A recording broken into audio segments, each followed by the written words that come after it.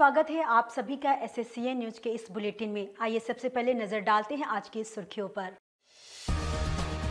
गंदे पानी की आपूर्ति के विरोध में बागबेड़ा वासियों ने उपायुक्त कार्यालय के समक्ष किया प्रदर्शन। डीसी के जरिए सीएम को ज्ञापन सौंप दी समस्या की जानकारी। क्षेत्र में जलापूर्ति दुरुस्त नहीं होने पर दी आंदोलन की चेतावनी। सम्यक जलापूर्ति न होने से प्रभावित है क्षेत्र के 1140 परिवार। कपाली क्षेत्र के तमोलिया सड़क पर घर बनाए जाने का ग्रामीणों ने किया विरोध, रुकवाया काम। घर निर्माता परिवार अपनी जमीन बता सड़क तक खुदवा रहा है गड्ढा। गांव के लोग छठ घाट तक जाने का रास्ता खोदे जाने का कर रहे विरोध। ग्रामीणों ने धमकी दिए जाने का लगाया आरोप। और Tata Steel Centre for excellence ने पत्रकारों के लिए जुबली पार्क में कराया ट्री वॉक। पत्रकारों के साथ अधिकारियों ने पार्क के दुर्लभ पेड़ों का किया अवलोकन। डॉक्टर विजया भरत ने दी विभिन्न पेड़ों एवं उनकी विशेषताओं की जानकारी। और बात करते हैं बागबेड़ा में जलापूर्ति की समस्या को लेकर सीएम को ज्ञापन सौंपे जाने की। अनियमित एवं गंदे पानी की आपूर्ति के विरोध में बागबेड़ा हाउसिंग कॉलोनी वासियों ने शुक्रवार को डीसी ऑफिस पहुंचकर डीसी के माध्यम से मुख्यमंत्री को ज्ञापन सौंपा। इसमें बागबेड़ा क्षेत्र में जलापूर्ति दुरुस्त कराने की मांग करते हुए ऐसा नहीं होने पर आगामी 9 दिसंबर को धरना प्रदर्शन शुरू करने की चेतावनी भी दी गई है। जमशेदपुर की बागबेड़ा गोविंदपुर जलापूर्ति योजना का विवादों से गहरा नाता हो गया है। कभी फिल्टर प्लांट की शिकायत तो कभी कनेक्शन को लेकर विवाद होता ही रहता है और कभी अनियमित जलापूर्ति तो कभी मोटर जल जाने से 10-10 दिन तक पानी की आपूर्ति ठप रह रही है। लंबे जद्दोजहद के बाद लगभग 12 दिन पर कल ही क्षेत्र में जलापूर्ति शुरू हुई, मगर उसमें मिल रहा पानी पीने योग्य नहीं है। इसके विरोध में शुक्रवार को बागबेड़ा वासियों ने समाज सेवी सुबोध झा के नेतृत्व में डीसी ऑफिस पहुंचकर डीसी के माध्यम से मुख्यमंत्री को एक ज्ञापन सौंपा। ज्ञापन में क्षेत्र में हो रही गंदे पानी की सप्लाई से अवगत कराते हुए बागबेड़ा विकास समिति के अध्यक्ष सुबोध कुमार झा ने कहा कि विभागीय उदासीनता के कारण क्षेत्र के 1140 घरों में गंदे पानी की आपूर्ति हो रही है। लोग बाहर से पानी खरीदने को विवश हैं। जल्द ही अगर इस समस्या का समाधान नहीं होता है तो बागबेड़ा के लोग पुनः आंदोलन को बाध्य होंगे। उन्होंने बताया कि एडीएम ने उन्हें अगले हफ्ते स्थल निरीक्षण का आश्वासन दिया है। एडीएम साहब ने कहा है कि 8 और 9 तारीख को जो है हम स्थल का निरीक्षण करेंगे। उन्होंने एग्जीक्यूटिव इंजीनियर को आदेश पारित किया है कि अविलंब वहां पर टंकी की साफ सफाई करके फिल्टर पानी की व्यवस्था जो है आप बागबेड़ा कॉलोनी के 1140 क्वार्टर में करने का कार्य को अविलंब चालू करें। और मैं 8-9 तारीख को इसको विधिवत देखूंगा कि वहाँ की जनता को स्वच्छ पानी मिल रहा है कि हम लोगों ने सीधा स्पष्ट आपको कह दे कि हम लोग को अगर स्वच्छ पानी की व्यवस्था उपलब्ध नहीं होती है, जिस प्रकार से आंदोलन करके, जिस प्रकार से जमशेदपुर से रांची पद यात्रा करके इस योजना को धरातल पर उतारने का कार्य किया है, ठीक उसी प्रकार से हम लोग जन आंदोलन करके हम लोग धरना प्रदर्शन भूख हड़ताल करेंगे और हम लोग जनहित याचिका दायर भी करेंगे। अगर स्वच्छ पानी बागबेड़ा वासियों को नहीं प्राप्त होता है तो एकदम घटिया किस्म का पानी है। जो पानी फिल्टर प्लांट से हम जनता जनार्दन ने उठा के लेके आया है, ये एकदम घटिया पानी है जो पीने योग्य नहीं है।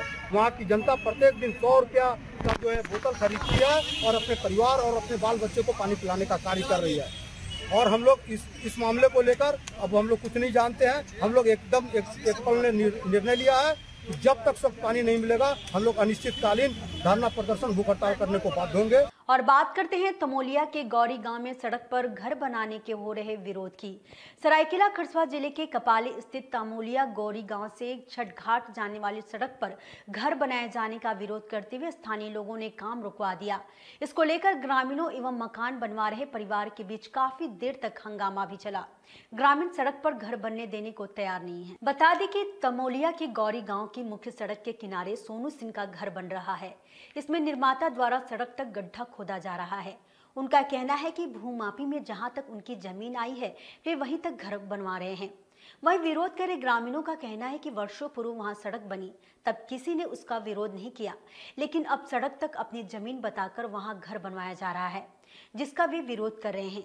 ग्रामीणों के अनुसार उन्होंने स्थानीय वार्ड मेंबर एवं मुखिया से भी इसकी शिकायत की है कि वे सड़क खोदकर घर नहीं बनाने देंगे। एक ग्रामीण युवक ने कहा कि जब पिच सड़क बन रही थी उस समय किसी ने इसका विरोध नहीं किया, लेकिन अब गोरख सिंह के परिवार के लोग वहां तक अपनी जमीन बताकर सड़क खुदवा रहे हैं, जो वे होने नहीं देंगे। के बीच रोड में मतलब गोरख सिंह और गोरख सिंह का तो लड़का है, हम नहीं मालूम है मेरे को। वो लोग बोल रहे हैं कि नहीं मेरा ज़मीन है यहाँ पर, हम लोग घर बनाएंगे। घर बनाएंगे बोल के मतलब पिच जो रोड मतलब ये रोड 3 बार बना। एक बार कम से कम वही 2002 या 3 में बना था, मट्टी का काम हुआ था। फिर एक बार 2005 में हुआ, मट्टी का काम हुआ। फिर पिच हुआ। पिच होने के बाद किसी का ऑब्जेक्शन नहीं था रोड में। अब बोल रहे हैं कि ज़मीन नापी करके हम लोग का ज़मीन निकल रहा पूरा रोड में, हम लोग खोदेंगे ही। और इसी बात को हम लोग बोल रहे हैं तो हम लोग का धमकी आ रहा, गोली मार देंगे, ये कर देंगे, वो कर देंगे। कौन रोक लेगा? रोक के दिखा दो। वहीं घर बनवा रहे राजकुमार सिंह ने बताया कि सबकी उपस्थिति में हुई जमीन मापी में उनकी जहां तक जमीन निकली है, उनके परिवार की ओर से वहीं तक घर बनवाया जा रहा है। वहां के आगे सड़क की जमीन है जहां सड़क रहेगी। प्लस जो जमीन बेचे हैं वो एक बार बीच में आपत्ति किए थे कि ये जमीन हमारा है, तो बोले आप किससे लिए हैं? आप जिससे लिए हैं उसका पेपर दिखाइए। तो उनको हम पेपर दिखाए तो फिर हम लोग को सहमति हुआ। तो सहदेव अमीन आए, देखे और वो भी थे साथ में। नपाई उपाई हुआ तो रोड पे मैंने यहाँ तक मैंने गड्ढा, वो बोले कि आपका जमीन यहाँ से है, आपका रोड इधर है, ठीक है। तो हम लोग क्या किए कि बोले कि अब तो रोड में बन गया है, लेकिन 5 फीट छोड़ के बनाया जाए। जमीन अपना जमीन में तो नहीं दे सकते, तो सरकार का जमीन रोड है तो सरकार अपना भरेगी अपना। कम फिलहाल हम लोग एक गाड़ी जाने के लिए रास्ता दे दिए हैं। वहीं स्थानीय वार्ड मेंबर आलोका सिंह सरदार ने बताया कि वहां घर का नक्शा पास तो हुआ है, लेकिन स्थानीय लोग सड़क पर घर बनाए जाने का विरोध कर रहे हैं। उन्होंने बताया कि मुखिया को भी सूचना दी गई है, लेकिन मुखिया अभी तक पहुंचे नहीं हैं। विरोध हो रहा, विरोध इसलिए हो रहा, आम पब्लिक विरोध इसलिए कर रहा है क्योंकि ये रोड है, ये आम पब्लिक का रोड है। क्योंकि ये रोड आज से नहीं है, पहले से ही रोड है। अगर आपका जमीन है तो ठीक है, हम लोग को इसमें गांव वाला को कोई आपत्ति नहीं है कि आप घर बनाइए बोल के। रोड छोड़ के घर बनाइए, और रोड के सामने रोड को ही कोड़ के घर बनाया जा रहा है, इसीलिए गांव वाला को आपत्ति है, दूसरा कुछ आपत्ति नहीं है। तो हम लोग मुखिया जी को बहुत बार फोन भी किए हैं, अभी तक मुखिया जी का कोई उधर से जवाब नहीं आया है। आइए बात करते हैं टाटा स्टील CFE द्वारा पत्रकारों के लिए आयोजित ट्री वॉक की। टाटा स्टील के सेंटर फॉर एक्सीलेंस की ओर से शुक्रवार को पत्रकारों के लिए जुबली पार्क में ट्री वॉक का आयोजन किया गया। इसके तहत CFE के अधिकारियों ने पत्रकारों के साथ जुबली पार्क में ट्री वॉक किया। इस दौरान डॉक्टर विजय भरत ने पत्रकारों को पार्क में लगे अनेक दुर्लभ पेड़ों के बारे में विस्तार से जानकारी दी। Tata Steel Centre for Excellence की ओर से शुक्रवार को पत्रकारों के लिए जुबली पार्क में ट्री वॉक का आयोजन किया गया। इसमें CFE के अधिकारियों के साथ अन्य लोग ट्री वॉक पर गए। इस दौरान डॉक्टर विजय भरत ने पत्रकारों एवं अन्य उपस्थित लोगों को भी पार्क में लगे कई दुर्लभ पेड़ों, उनके मूल स्थान एवं उनकी खूबियों की भी जानकारी दी। उन्होंने कई ऐसे पेड़ों की भी जानकारी दी जो जमशेदपुर में अपनी प्रजाति के एकमात्र पेड़ हैं, जिन्हें करीब 7 दशक पूर्व यहाँ लाकर लगाया गया था। डॉक्टर भरत ने बताया कि मुगल गार्डन एवं मैसूर गार्डन का निर्माण कर चुके कलाकारों एवं मजदूरों ने टाटा स्टील के लिए जुबली पार्क का निर्माण किया। उन्होंने आम लोगों को पेड़ों के सौंदर्य का अवलोकन करने के लिए प्रेरित करते हुए कहा कि एक बार पेड़ों का सौंदर्य देखने लगेंगे तो फिर आप किसी पेड़ का नुकसान नहीं होने देंगे। आज मेरे को बहुत अच्छा लगा, कुछ जर्नलिस्ट के साथ जमशेदपुर का जुबली पार्क अंदर में हम लोग ट्री वॉक पे गए थे। मेरा इंटरेस्ट था कि मेरा जो ऑब्जर्वेशन है फ्लावरिंग ट्रीज के बारे में उसको दूसरों के साथ शेयर करें। तो हम लोग अभी जो ब्लूम में है फैबुगुया रोसिया, फैबुगुया इंटेटिजिनोसा, इस तरफ का ट्री का बारे में बताए थे। बेसिकली ये साउथ अमेरिकन ओरिजिन ट्रीज है। इनको लाया गया है लगभग 70 साल पहले जमशेदपुर का जो गोल्डन जुबली टाइम में लगाया था। अभी इतना साल हो गया, करीब 70 साल हो गया। ये ट्री हर साल खिल गए हैं बहुत सुंदर फ्लावर्स के साथ। कुछ दिन के बाद येलो फैबुगिया भी ब्लूम होना शुरू करेगा। जैसे जमशेदपुर बोलता है melting pot of different cultures, that is true for the trees also. General public है कि आप ट्रीज़ को देखिए, एक बार आप देखने लगेंगे आपको अच्छा लगेगा। आपको जब अच्छा लगेगा आप इसको हार्म होने नहीं देंगे। हार्म कैसा होता है ट्रीज़ को काटने से। आप 100 नया पौधों लगा सकते हैं, लेकिन 70 साल का ट्री को कॉम्पनसेट नहीं होगा। सो ट्रीज़ को मत काटिए। जितना पुराना ट्रीज़ भी होगा वुड पेकर्स के लिए, बर्ड्स के लिए काम आता है। तो आप ट्रीज़ को पहले देखना शुरू कीजिए, तब आपको प्यार आएगा उसको ऊपर में, उसको कंसर्व करने का अच्छा लगेगा। आइए बात करते हैं चोरी गई स्कूटी नहीं मिलने पर दिव्यांगों द्वारा डीसी ऑफिस पर धरना दिए जाने की। शिकायत दर्ज कराने के बाद भी दिव्यांग महिला की चोरी गई स्कूटी पुलिस द्वारा नहीं ढूंढने जाने के विरोध में दिव्यांगों ने शुक्रवार को जमशेदपुर उपायुक्त कार्यालय के समक्ष धरना देकर प्रदर्शन किया। यही नहीं, दिव्यांगों ने पीड़िता की स्कूटी नहीं मिलने पर अपनी स्कूटी भी डीसी ऑफिस में जमा करा देने की चेतावनी दी है। बता दें कि सरायकेला खरसवा जिला अंतर्गत चांडिल के लैंगडी निवासी दिव्यांग पारा टीचर सीता कुंभकार विगत 19 नवंबर को अपने फुफेरी बहन की शादी में शामिल होने जमशेदपुर के सोनारी आई थी, जहां नॉर्थ लेआउट स्थित मकान नंबर 4 के पास से उसकी स्कूटी चोरी चली गई थी।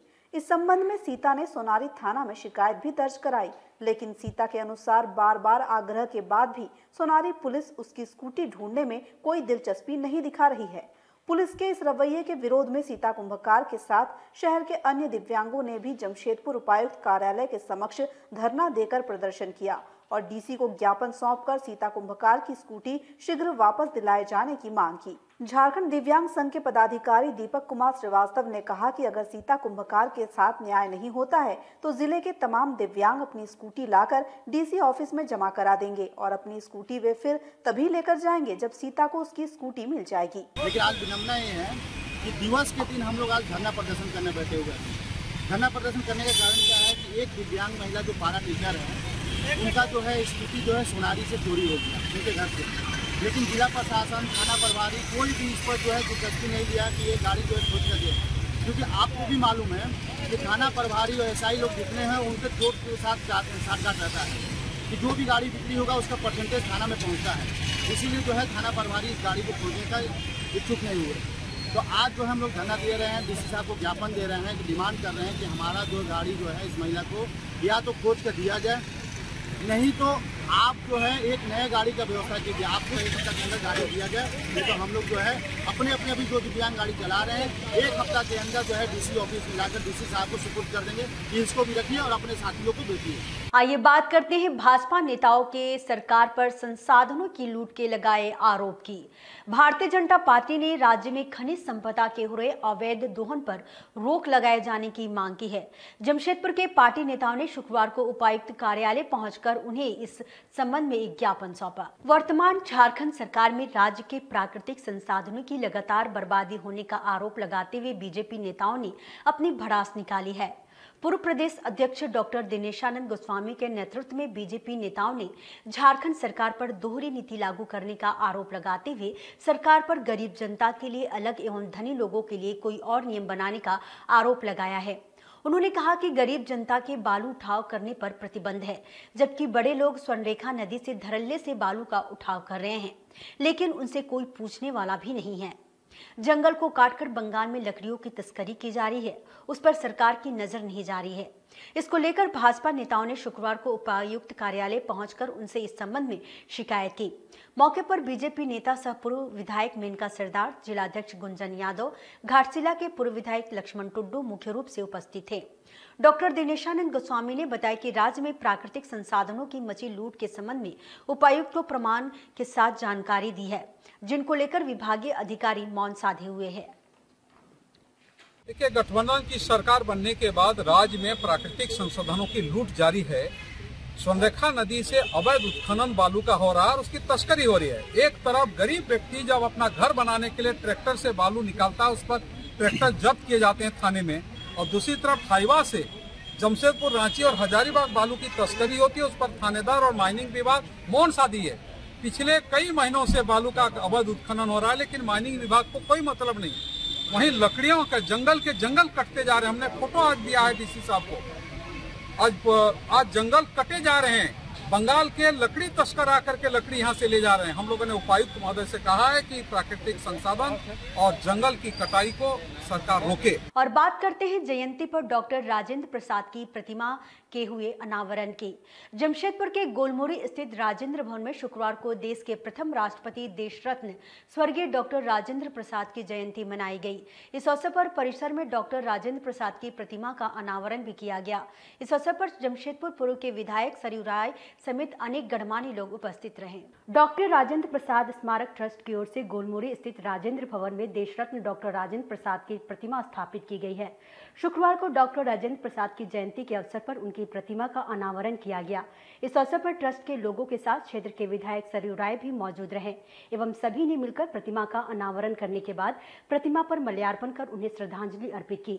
मौके पर मौजूद विधायक सरयू राय ने डॉक्टर राजेंद्र प्रसाद की मेधा का स्मरण करते हुए कहा कि आज भी विद्यार्थी शिक्षा के क्षेत्र में अपना आदर्श मानकर चल सकते हैं। उन्होंने कहा कि आजादी की लड़ाई में अग्रिम पंक्ति के नेताओं में उनका नाम आता है और आजादी के बाद वे देश के प्रथम राष्ट्रपति भी बने और उसे अत्यंत सादगी एवं पूरी निष्ठा के साथ उसका निर्वहन भी किया। रहे डॉक्टर राजेंद्र प्रसाद की जयंती है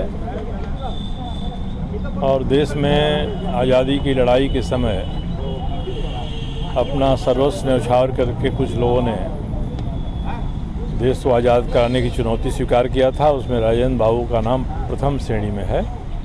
अपने समय के अत्यंत मेधावी विद्यार्थी थे। उस समय जो कलकत्ता विश्वविद्यालय था, जो आसाम से लेकर पंजाब तक जिसका इलाका था, उसमें उन्होंने मैट्रिक परीक्षा में प्रथम स्थान प्राप्त किया था। और उनके प्रशंसा में जो कॉपी जांचने वाला था उसने लिखा था कि examinee is better than examiner. तो देश के पहले राष्ट्रपति बने, मधुर स्वभाव के थे और आज भी युवाओं के सामने एक आदर्श हैं कि हर पढ़ाई करने वाला विद्यार्थी राजेंद्र बाबू का अनुसरण करे। और देश में जिस तरह से उन्होंने शालीनता के साथ राष्ट्रपति पद का भार स्वीकार किया और संचालन किया, वो भी हमारे एक अप्रतिम उदाहरण है। आइए बात करते हैं राजनगर के हेरमा पंचायत में आयोजित सरकार आपके द्वार कार्यक्रम की।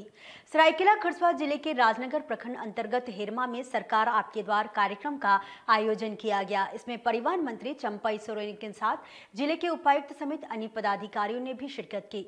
इस दौरान क्षेत्र के लाभुकों को विभिन्न योजनाओं के तहत लाभ भी पहुँचाया गया। राजनगर प्रखंड की सुदूरवर्ती हेरमा पंचायत में शुक्रवार को सरकार आपके द्वार कार्यक्रम का आयोजन किया गया। इसमें परिवहन मंत्री चंपई सोरेन एवं उपायुक्त अरवा राजकमल सहित अनेक पदाधिकारियों ने भी शिरकत की। मंत्री चंपई सोरेन के साथ उपायुक्त अरवा राजकमल ने दीप प्रज्वलित कर सरकार आपके द्वार कार्यक्रम का उद्घाटन किया।